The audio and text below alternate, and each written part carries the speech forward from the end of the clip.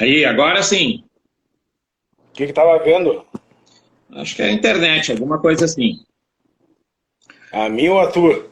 A minha? Pastor Pablo Ah, Farias, de Capão estou do Leão, cá. Jaguarão, adjacências. Jaguarão.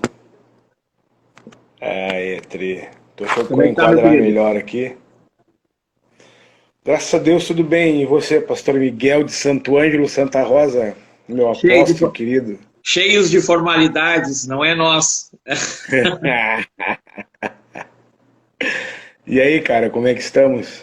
Na paz. Pablo, a minha ideia de fazer essa live, eu estava lendo um texto lá em Crônicas, que fala que o povo de Zacar, 200 dos seus chefes, conhecedores dos tempos, para saber o que Israel devia fazer e todos os seus parentes sob suas ordens. Isso aí está lá em 1 Crônicas, capítulo 12, versículo 32. E Sim, Provérbios, capítulo 29, versículo 18, diz: onde não há visão, onde não há profecia, o povo se corrompe.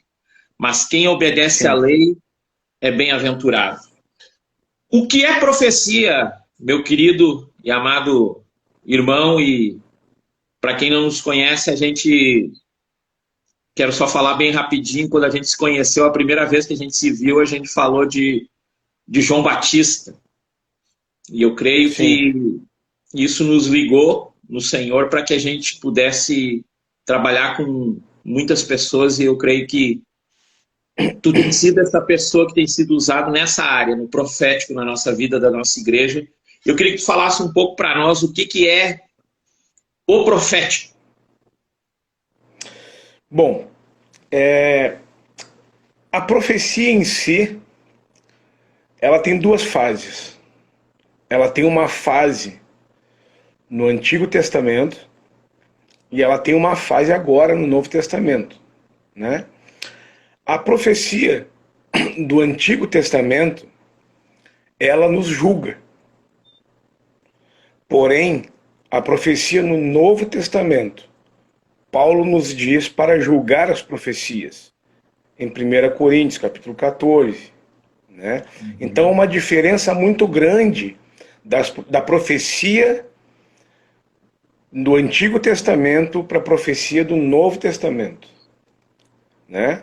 A Bíblia também nos diz que em Efésios capítulo 2, que a igreja ela deve estar fundamentada ou alicerçada nos fundamentos lançados pelos apóstolos e profetas, Uhum. ok?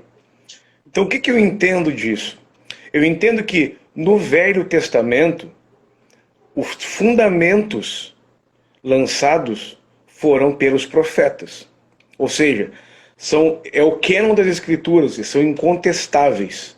O que eu nunca vou julgar a profecia de Isaías, eu nunca vou julgar a profecia de Jeremias, de Amós, porque ela me julga. Uhum. Ela é o cânon, Um ok? parâmetro. Porque porque são os fundamentos estabelecidos pelos profetas no Antigo Testamento. Porém, no Novo Testamento, os fundamentos foram alicerçados, lançados pelos apóstolos. Por isso que nós dizemos, devemos estar fundamentados por aquilo que é lançado pelos apóstolos e profetas, ou seja, pelo Antigo e o Novo Testamento. Ok? Então, uma diferença da profecia do Antigo para o Novo. A do Antigo, nós não devemos julgar a profecia. Porém, no Novo, nós devemos julgar a profecia, não o profeta. Uhum. Ok? A Por isso questão, que. a questão seria, Pode Pablito, falar. então, para a gente sempre tem na verdade, a dificuldade maior na profecia são alguns jargões criados pelas pessoas que vivem hoje sem ter. E aí eu queria lançar só uma coisinha que é, sem conhecer a palavra, é difícil julgar a profecia. Ler a Exatamente. Temos palavra, que conhecer a palavra profética.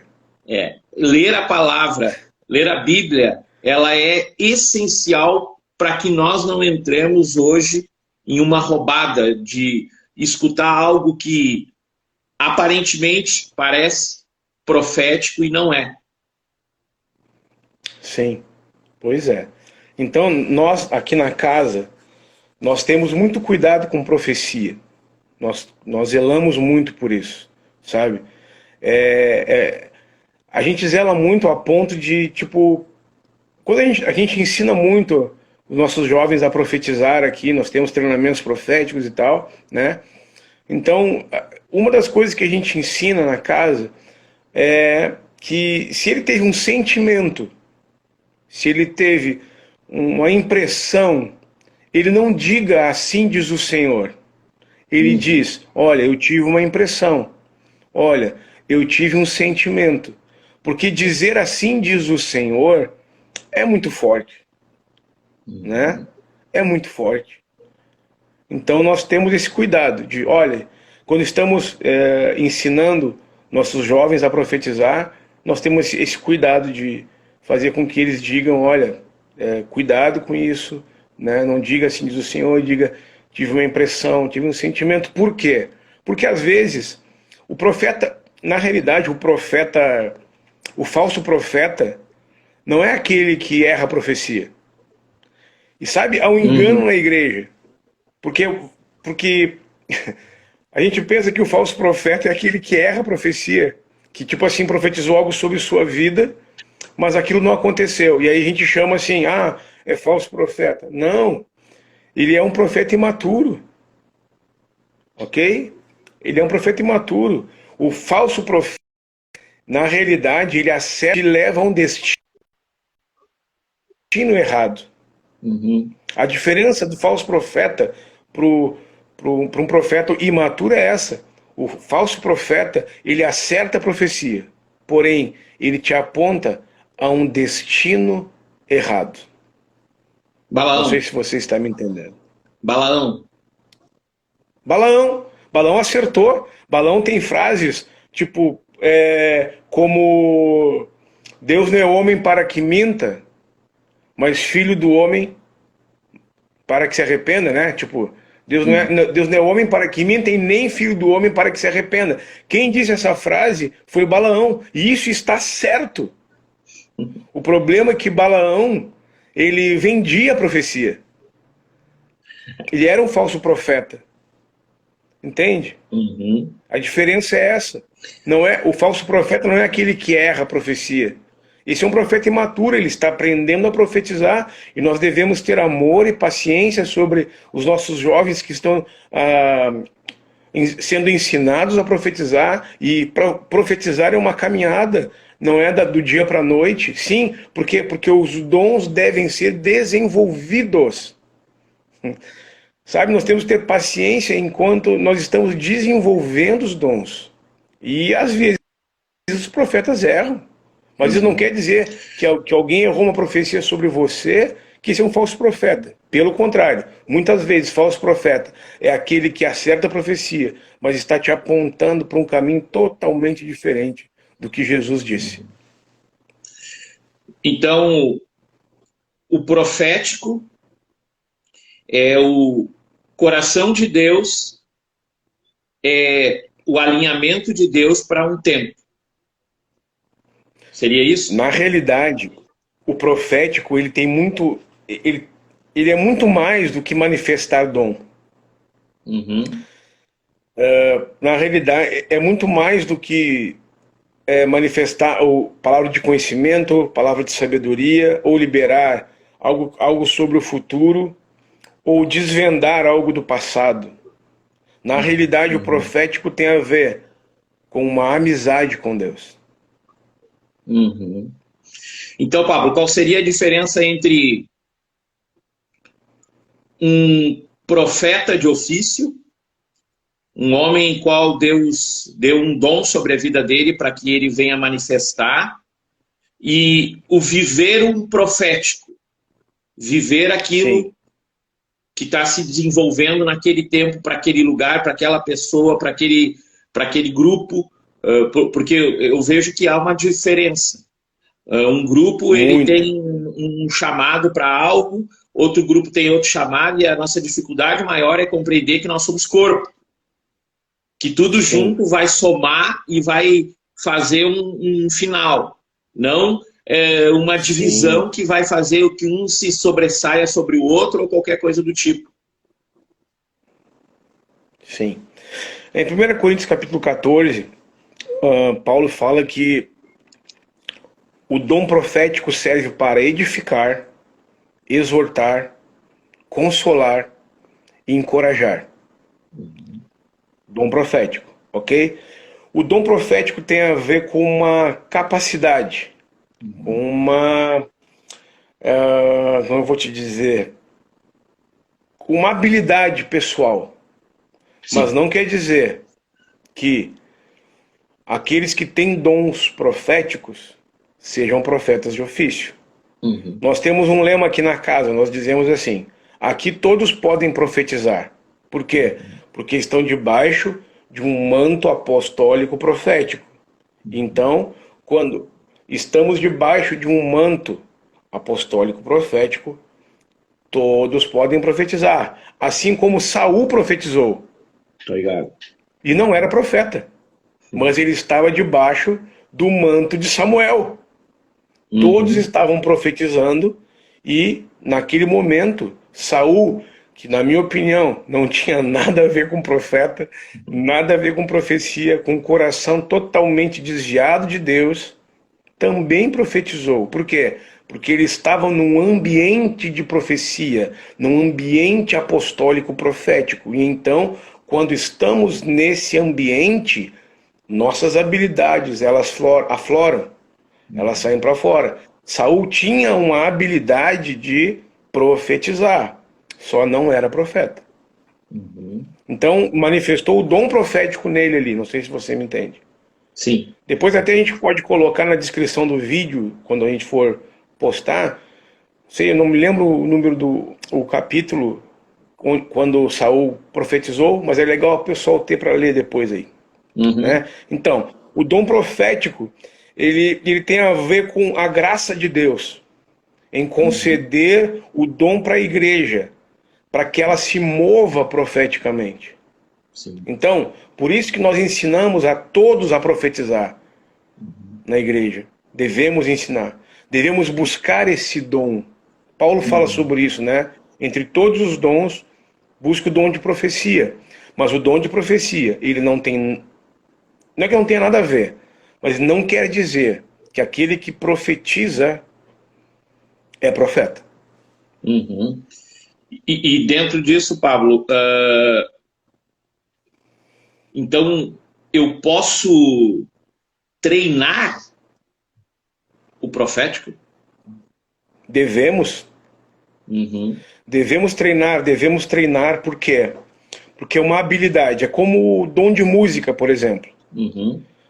A criança pode ter nascido com o dom de tocar violão, por exemplo. Porém, se Uhum. ela não desenvolver o dom, ela vai ficar limitada somente com a sua habilidade pessoal. Uhum. Então, ela E isso se desenvolve o engloba dom. naquele texto ali que diz em 1 Coríntios que nós devemos buscar os melhores dons, que nós devemos buscá-los, nós devemos. Tem até uma tradução que diz que a gente tem que buscar com zelo os melhores dons. Sim, isso, no sentido de desenvolver, né? E como eu buscaria esses dons? Santidade? Ou o quê? Olha, eu acho que santidade não tem muito a ver, até pelo texto de Saul, Uhum, né? Saul não precisou ser santo para profetizar. uhum, E aí tem que ligar um alerta em nós.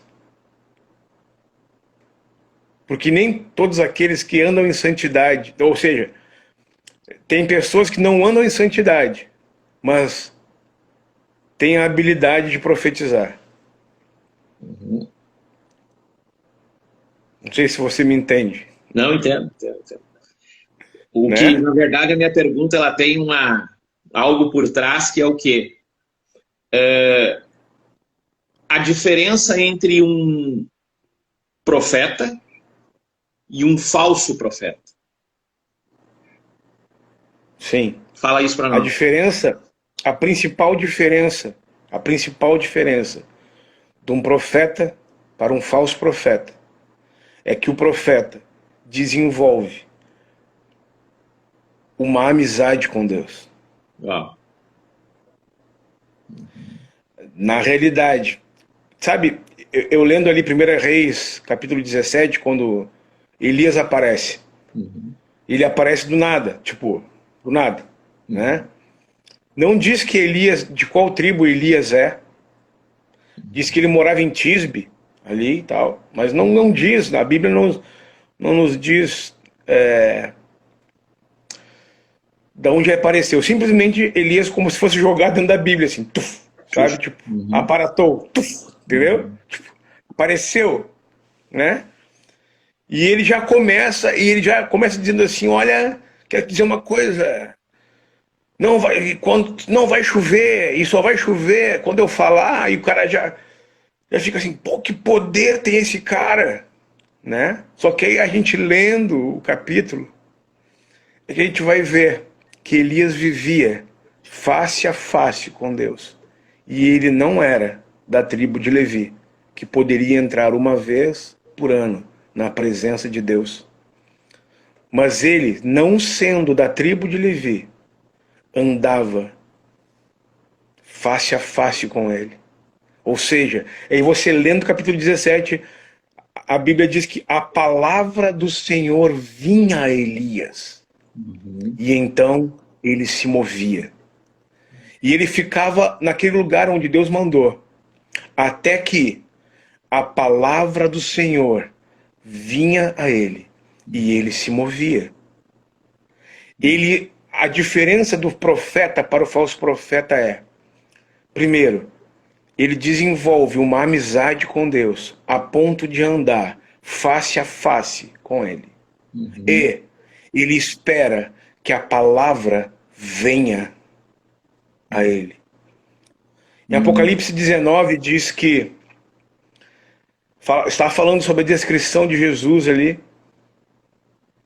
e daqui a pouco diz assim: e o seu nome é Palavra de Deus. Na minha opinião, quem vinha, é minha opinião, tá? Não é doutrina, não é nada. Uhum.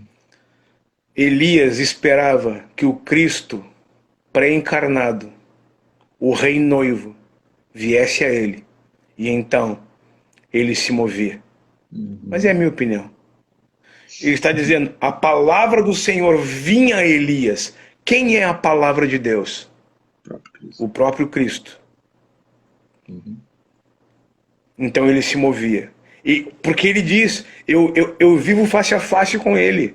Na minha opinião, o Cristo pré-encarnado, o rei noivo, vinha a Elias. E então ele se movia. Tipo, falando só um pouco só sobre amizade com Deus, se a gente ler um pouco sobre Abraão e sobre Moisés, Deus ele chama Abraão de profeta e Abraão nunca profetizou. O andar dele era profético? O que ele representava, a palavra encarnada. Ah, A gente vai falar um então, pouquinho sobre isso. então A gente vai falar um quem pouquinho. quem eu estou me tornando? Isso! Tem tudo a ver com isso. Tipo, do nada, Jesus, na minha opinião, o Cristo pré-encarnado e dois anjos aparecem para Abraão. Uhum. E Abraão diz assim: cara, fique aqui embaixo das árvores porque eu quero preparar algo para vocês comerem. Quando um judeu ou quando alguém da cultura oriental nos convida para comer, não é simplesmente fazer uma refeição. É quando alguém da cultura oriental te convida para sentar à mesa, é para fazer uma aliança de amizade. Então, já fica a dica aí. Quem você tem convidado para comer em sua casa, ok? Fica aí. Depois a gente fala sobre isso no outro vídeo, sei lá. A gente pode falar sobre o Né? Evangelho de João 5,19 lá, que é uma base que a gente ministra muito aqui, que é o quê? Jesus, ele via o Pai, e aquilo que ele via o Pai fazer, isso ele fazia. Isso o que que é? É Sim. amizade. Por exemplo, quem conhece o Pablito sempre vai dizer assim, vamos dar-lhe, vamos lá, e coisa e tal. E a galera escreve ali no quando tu tá fazendo as tuas lives ali, a galera escreve, dá-lhe. Mas por quê? Porque anda junto, porque toma chimarrão junto, porque Isso convive aí. da mesma mesa e conviver da mesma mesa vai pegando o quê? A intimidade. E essa intimidade é que vai gerar o quê? Eu me parecer mais com aquela pessoa. E eu creio que isso é a base do evangelho. É falar da boa nova para as pessoas para que elas olhem para a gente e vejam que nós temos defeitos, temos dificuldades, mas nós estamos começando a nos assemelhar àquele que é o nosso padrão principal. Tu ministrou isso, Pablo, Sim. aqui um dia, de nós mudarmos o nosso padrão, a nossa forma, o nosso andar. E eu creio que esse profético que a gente está falando, esse manifestar, é isso, né? Esse andar em amizade. Sim, sim. A gente pega os trejeitos dos nossos amigos, né? A gente pega, tipo, quando a gente começa a caminhar com algumas pessoas, e essas pessoas elas têm, tipo, uma personalidade forte, vamos dizer assim, né? Elas nos chamam a atenção de algum jeito que. Aí a gente começa até a falar gírias que as pessoas falam, a gente começa, tipo, por quê? Porque a caminhada faz isso, né? E o andar com Cristo faz isso, né? A gente começa a nos assemelhar com ele, a gente começa a tomar a sua imagem novamente. Se assemelhar. Aquilo que perdemos no Éden, nós começamos quando sentamos à mesa com ele, sabe? A gente começa a pegar esses trejeitos, a pegar o seu amor para nós, a pegar as suas características de caráter, de tudo, né? Então, é isso. E continuando, o legal é que quando Abraão diz, cara, eu vou preparar algo para vocês comerem, Jesus diz, beleza. Ele aceita, sabe? Ele aceita, ele diz, não, vai lá, eu quero fazer uma aliança com você. Então, Abraão vem e traz comida, eles se sentam à mesa, e quando eles se sentam à mesa, Jesus começa a revelar o seu coração ao seu amigo Abraão, a ponto de dizer assim, olha para os anjos que estão ao seu redor e diz assim, cara, como eu não vou falar o que eu vou fazer para o meu melhor amigo? Como eu não vou falar o que eu vou fazer para o meu amigo Abraão?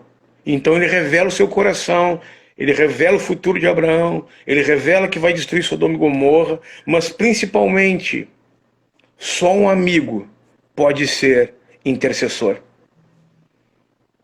Já parou para pensar nisso? Interessante. Tipo assim, Miguel, se uma pessoa que não te conhece, vamos dizer assim, alguém roubou sua casa, tá? Sim. E aí uma pessoa que não te conhece chega e diz assim, cara, esse menino que roubou tua casa, ele é um bom menino.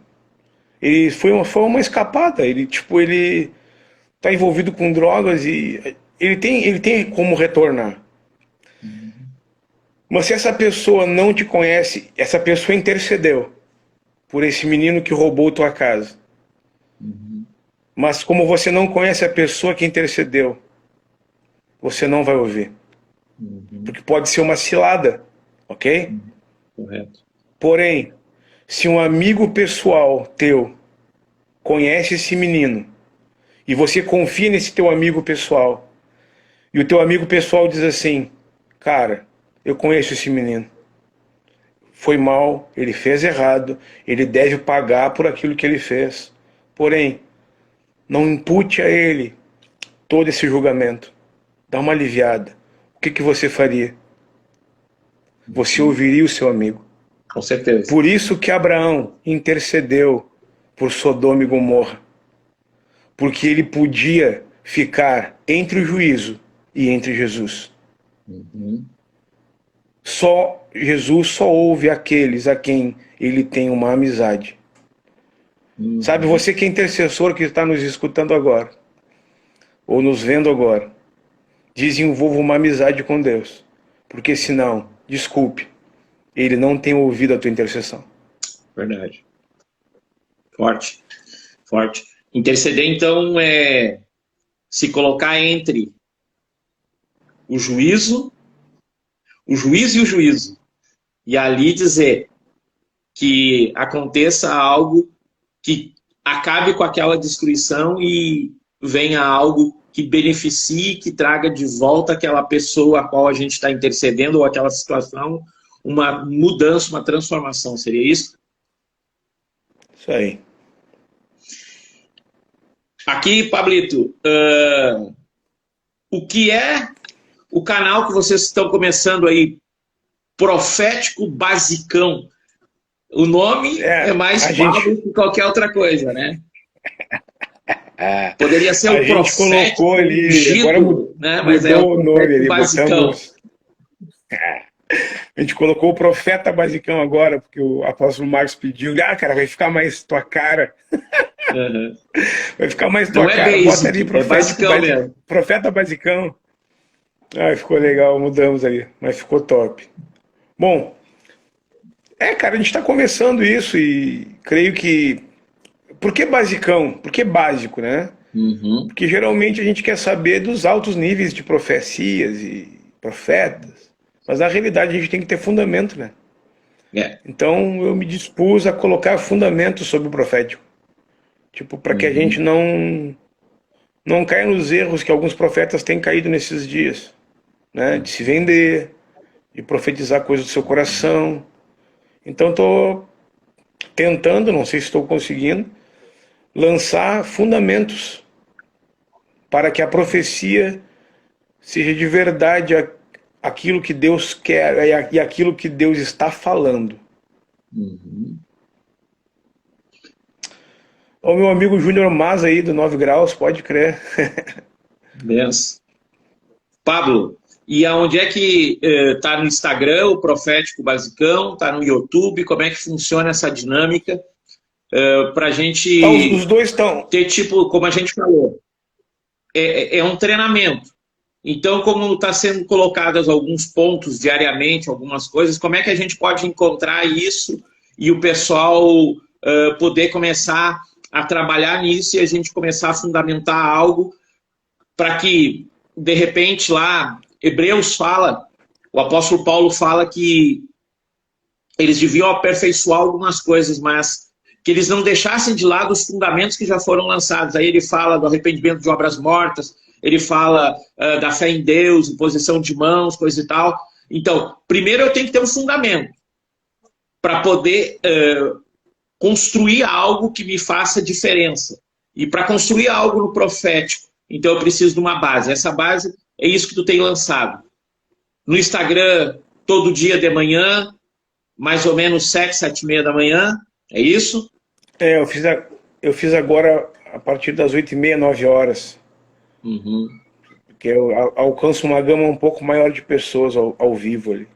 E no YouTube?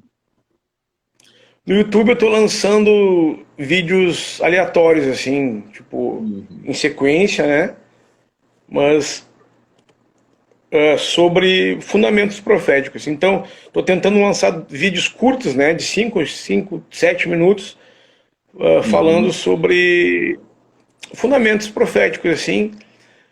E estou tentando fazer de 3 em 3 dias, 2 em 2 dias ali, né? Tranquilão, sem estresse, sem pressa, Mas vamos lá, estamos construindo algo aí para que a igreja seja munida, receba munição aí, para que os últimos dias que está por vir aí, dias, sabe, o apóstolo Marcos recebeu um sonho essa semana. Ele compartilhou comigo, e acho que ele está até pregando sobre isso nas lives dele aí e tal, sobre 7 anos de seca. Estão vindo 7 anos de seca. Ciclos. É o que a gente Ciclos. leu ali em Crônicas ali, que Zacarias ele compreendia essa dinâmica do, né, tu gosta de usar o termo, né, Cronos e Kairos, né? Ele compreendia isso e daí ele podia lançar para o povo uma diferença de conduta, vamos dizer assim. Sim. E eu creio que a igreja dos últimos dias ela é uma igreja que compreendeu que é o evangelho e nada mais. Todo tipo de ferramenta que foge de evangelho, ela deve ser descartada, porque a essência está no evangelho. Mas ela precisa caminhar num profético mais profundo que ela viveu até aqui, numa manifestação para quê? Para que quando a gente chegar na dificuldade, a gente possa saber que a gente tem alguém que está com a gente, e algo que eu tenho falado muito para a igreja aqui, a gente tem que compreender o que é viver no suficiente. Né? Às vezes a gente quer tanto e a gente não tem nada. Mas quando a gente olha Jesus, logo após o momento que ele ressuscita, e Pedro e a galera foi pescar, e quando eles voltam, eles olham, pô, quem é aquele que está na beira da praia? E mas é Jesus? Quando eles vão lá, Jesus está esperando eles, com uma porção de peixe e um pão, já na brasa. Tipo, dizendo assim, cara, eu tenho a provisão, mas é o suficiente para esse momento, porque depois eles juntam mais 150 e poucos peixes, que é uma abundância. E alguns pegam a abundância e não olham a provisão do momento. Então, eu creio que Deus está derramando o profético de uma forma tremenda para que a gente cresça, comece a ser aperfeiçoado. Verdade. Verdade. Então, tipo, sabe, todas as vezes que a gente recebe uma promessa, uma profecia, nós temos que nos mover em relação a ela. Né? Tipo, nós não podemos, como a Teresa Tasca colocou agora aqui, não ser só ouvintes, né? Nós temos que nos mover em direção a ela. Só para terminar aqui, sobre a diferença entre dom, entre ministério e entre profeta de ofício, né? Que a gente tinha falado ali, mas o assunto tá tão bom que a gente foi indo, né? Como sempre, né, Miguelito? A gente tem que aprender a ser mais didático. O dom profético tem a ver com habilidade. O dom profético tem a ver com uma habilidade individual. O ministério profético tem a ver com quando deixa de ser individual e você passa a funcionar dentro de uma igreja local. O maior problema da minha geração, a nossa geração, Miguelito, é que a gente foi exposto há uns 20, 15 anos atrás a várias escolas de profecias e tal, e quando nós vínhamos para casa, nós não conseguimos executar o profético dentro da nossa igreja local. E o que gerava isso? Rebeldia. Sabe, muitos da nossa geração que andavam com talite, com chofares em suas mãos, se desviaram. Por quê? Porque se decepcionaram com aquilo que não conseguiram colocar dentro da igreja. O porém é que essas escolas, eu não estou julgando as escolas, são ótimas escolas, né? Inclusive estamos pensando em fazer uma escola profética aqui, né? Uma semana integral, assim, né? E só o problema é o seguinte: as escolas não ensinaram a esses jovens a como se posicionar diante de uma autoridade, de um pastor que não passou pela escola. A gente veio e queria impor nossa visão. Agora é assim, agora é unção dos 4 seres, agora tem que tocar chofar na igreja. Cara, na boa, se tocar caixinha de fósforo ou tocar chofar é a mesma coisa. O que importa não é o instrumento, o que importa é a pecinha que está atrás do instrumento. Entendeu? A gente santifica o instrumento, o shofar, e não santifica aquele que está atrás do instrumento. Entendeu? Então, não adianta nada, né? Então, o ministério profético, ele é para atuar na igreja como um time, ok? Como um time. E aí, como equipe, o louvor deve ser profético, o louvor da igreja deve ser profético, a dança é profética, entendeu? Por quê? Porque pessoas proféticas com dons individuais, elas se unem para fazer com que esse ministério seja profético. Mas também não quer dizer que você participe de um ministério profético, de dança, música ou qualquer outra coisa, artes, sei, intercessão profética, né? Não quer dizer que você é um profeta de ofício. Por quê? Porque o profeta de ofício, primeira coisa que acontece, ele não gosta de ser profeta.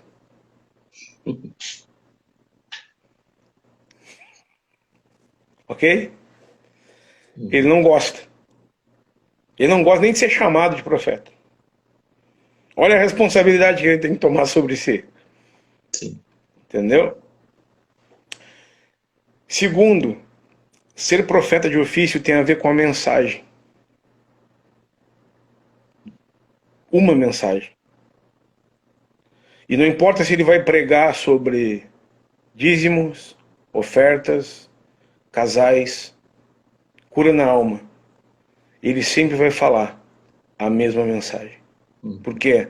Porque o profeta de ofício, ele carrega algo. O profeta de ofício, ele é uma profecia. Ele é uma profecia encarnada. Ele toma uma profecia para si. Assim como João tomou. João acreditou que ele era Isaías 40. Eu sou a voz, eu darei voz àquele que está clamando no deserto.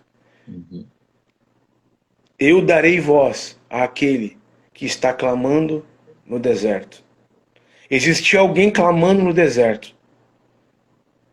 Quem estava clamando no deserto? O Espírito que geme por nós, com gemidos inexprimíveis, clamando por nós no deserto. E então, João se muda para o deserto e amplifica essa voz. Ele entende que ele é a Isaías 40. Ou seja, ele toma para si, ele encarna uma mensagem e ele vive em cima dessa mensagem. Ok? É a maior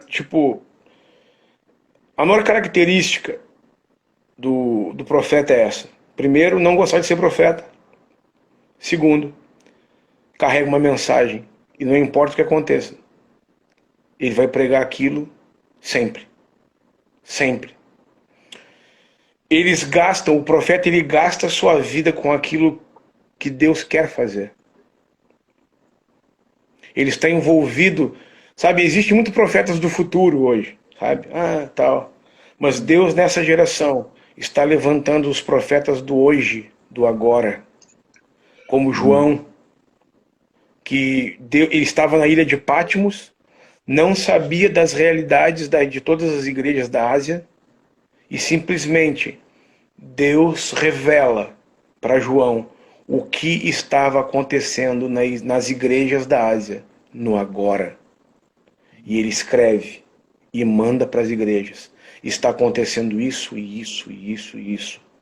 Vocês são bons nisso, nisso, nisso. Porém, vocês são bons nisso, nisso, nisso. Mas, o brabo é o mas, né? De Deus. A gente está sendo bom, mas sempre tem esse porém, né? E o profeta, ele é envolvido com o que Deus está fazendo no agora. Por quê? Porque assim como tu bem falastes sobre, eu só faço aquilo que eu vejo o meu Pai fazer. Por isso que o profeta, ele é amigo de Deus. Por isso que Deus fala lá, é Oséias, se não me engano. Não, não é Oséias. Ele diz assim, que ele não faz nada sem antes falar para os seus servos, os profetas. Uhum. Deus tem um método, e o método dele é falar antes para os profetas aquilo que ele vai fazer.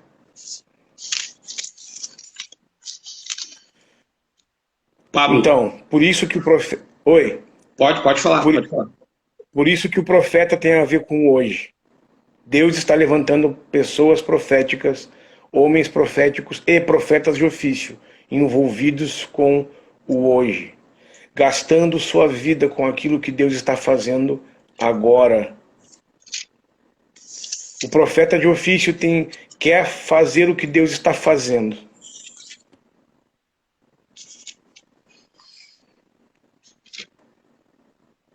Bem. E ele não se importa com, tipo assim, se as pessoas vão segui-lo ou não vão segui-lo. O que ele se importa é com a vontade de Deus. Uhum. Ele tem paixão por restauração de cidades. É uma característica de um profeta. Ele nunca vê a igreja assim como Deus não vê também. A igreja como uma placa. Ele sempre se refere à igreja como a igreja em Santo Ângelo, a igreja em Capão do Leão, a igreja em Pelotas, porque ele zela pela recuperação de cidades. Isso aí, Amós 3, 7, 8. Amós 3. Baita bola, Michele. Valeu. Então, e a principal... E o nível de relacionamento, sabe, com Deus é muito alto.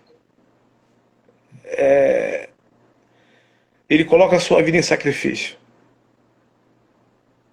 Então, tipo, não é ele mais quem vive.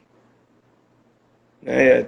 Começa a anular suas vontades, começa a deixar de fazer coisas em família, com amigos, e começa a dar prioridade à voz profética, ao esperar que a palavra venha a ele.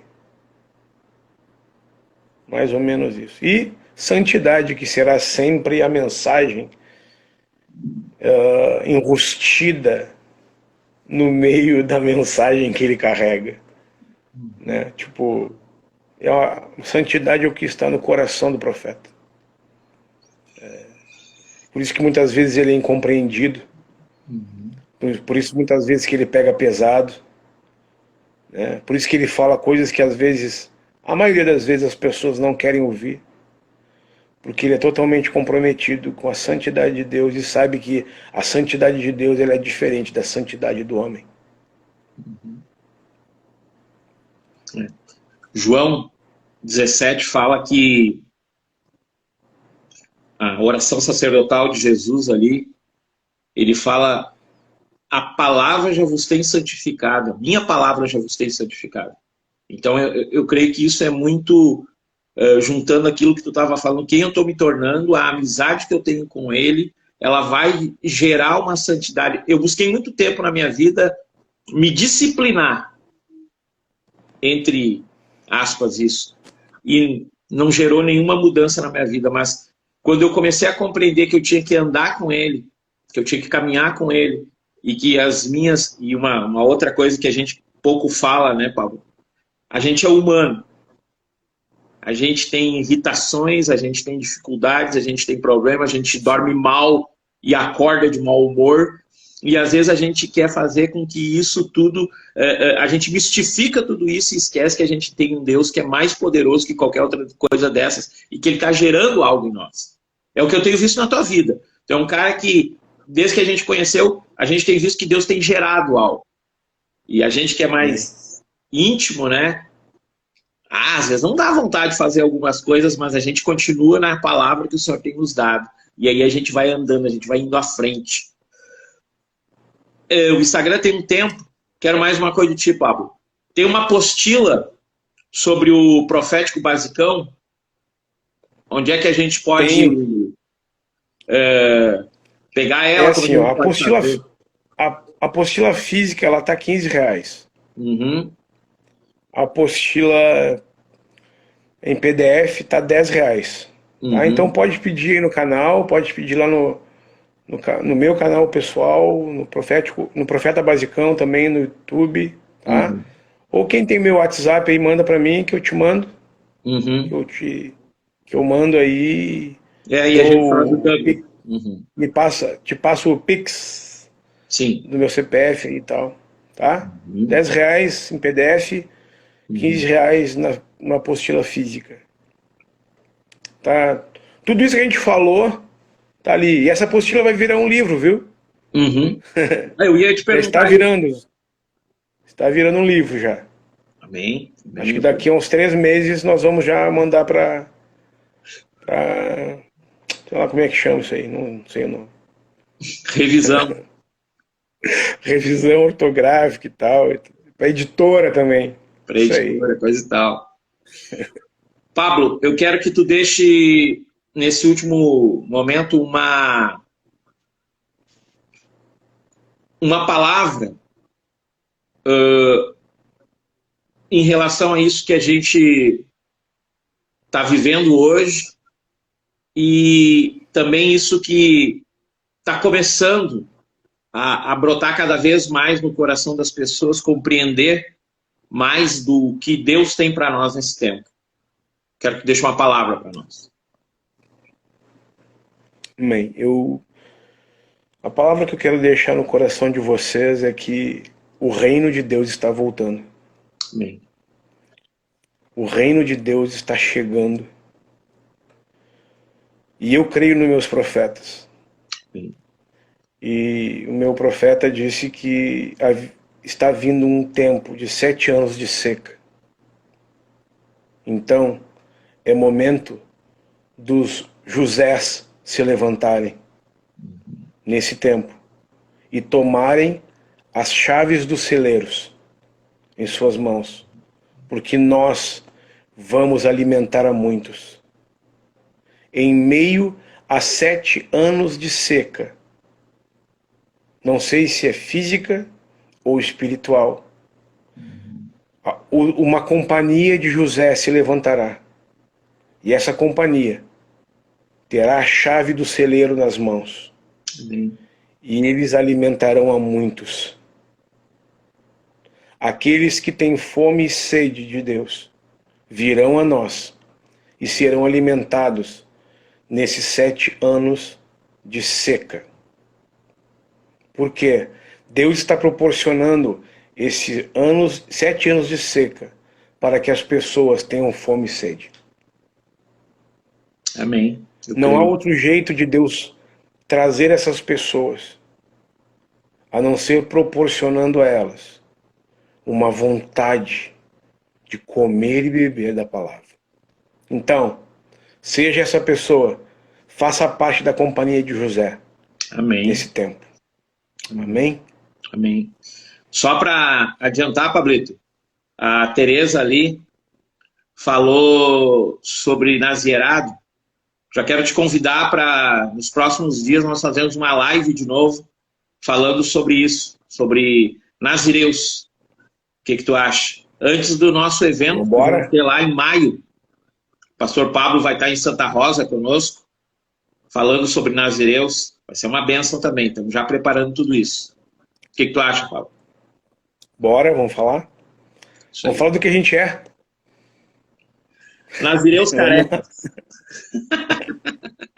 Vamos lá. Ou pelo menos daquilo que a gente tenta ser, né? Tenta ser, pelo menos, né? Vamos lá. Ou daquilo que estamos sendo transformados. É isso aí. Pablito, ora para nós. Você entregou uma palavra, eu quero que tu ore nesse momento final aqui. A gente vai deixar essa live gravada. Pelo menos se a aptidão aqui do cara que está manuseando aqui conseguir deixar gravada ela. E se alguém tem alguma pergunta ou qualquer coisa, você pode mandar tanto para mim quanto para o Pablo. E na próxima live que a gente vai fazer, que a gente vai fazer outra, falando sobre Nazireus, a gente lança alguma coisa aí se tiver alguma dúvida ainda. Ora para nós, Pablito.